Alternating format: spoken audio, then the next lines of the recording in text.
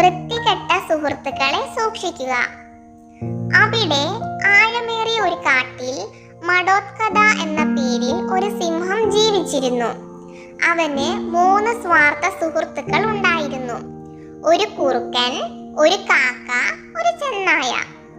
അവർ സിംഹവുമായി സൗഹൃദത്തിലായി.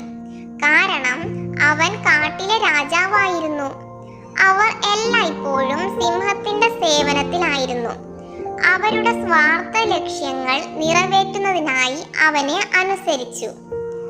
ഒരിക്കൽ ഒരു ഒട്ടകം മെയ്യുന്നതിനിടയിൽ കാട്ടിൽ വഴി തെറ്റി. അവൻ തന്റെ വഴി കണ്ടെത്താൻ കഠിനമായി ശ്രമിച്ചു, പക്ഷേ വിജയിച്ചില്ല.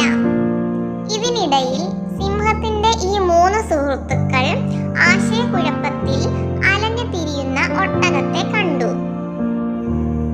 അവൻ ഞങ്ങളുടെ കാട്ടിൽ നിന്ന് വരുന്നതായി തോന്നുന്നില്ല.